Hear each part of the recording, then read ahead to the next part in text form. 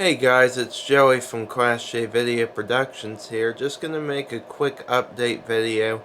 Most of y'all that are friends of mine on Facebook probably know this by now. For those of you who I haven't told and or don't know, I lost my Yaesu FT-270 ham radio, yes, the expensive one, at Suffolk the night of that horrible train crash with the Amtrak.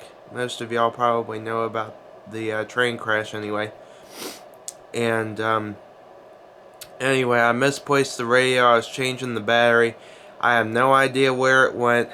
I just never saw it again. It was weird. But anyway, with that being said, I'm actually looking to get a new radio. Hopefully for Christmas. I'm looking at this Yaesu FT-270 or FT-25. Let's see if I can zoom in. Now, I was originally looking at the FT4X, which I'll see if I can pull up a picture of real quick. FT4X. The keyboard on this thing has been acting funny, so anyway, here we go. FT4V actually, because it's the single band. Yaesu. I forgot to type in Yaesu. Let's see. Here we go.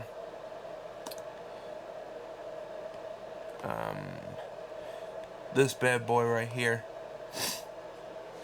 And it's about the size of a UV5R. Very, very small. I was looking into that one, and originally, because I thought, I liked the segmented display that was very similar to the one that I had, even though it's a little bit smaller. But then I actually thought about it and thought, actually I like the display of the FT-25 better.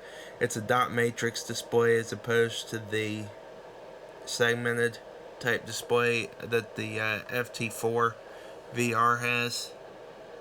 So it definitely looks better, and yeah.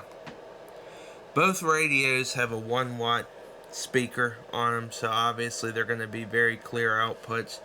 Now, if you look at this radio also, it actually looks very, very similar to another ham radio, the Baofeng UV82.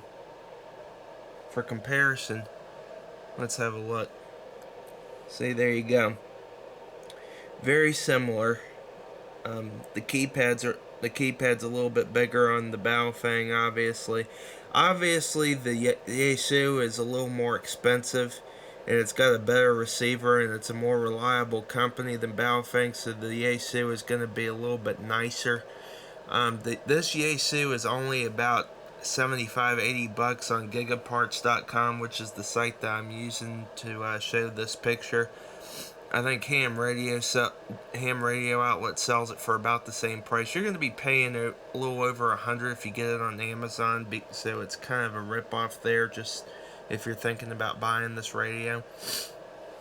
But anyway, man, I got the sniffles. I don't know why. But anyway, it's a real nice looking radio. Like I said, 1-watt output. It's got 4 programmable buttons, so if you have any settings that you want to set it to, I'm probably not going to use them.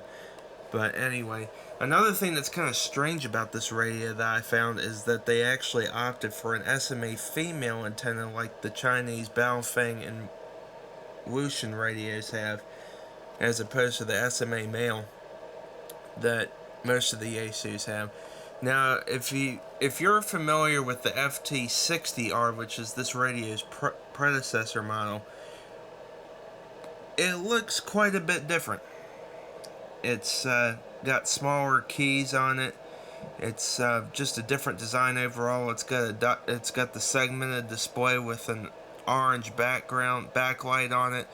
The FT-25 has got a newer, more modern dot matrix LCD with a bluish white background, which actually, now that I think about it, I have liked better. So I think it looks better. But in any case, there you go.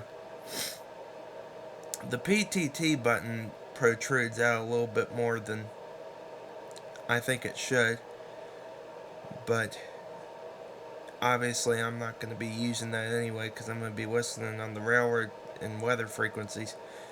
I have heard this radio is actually very easy to program.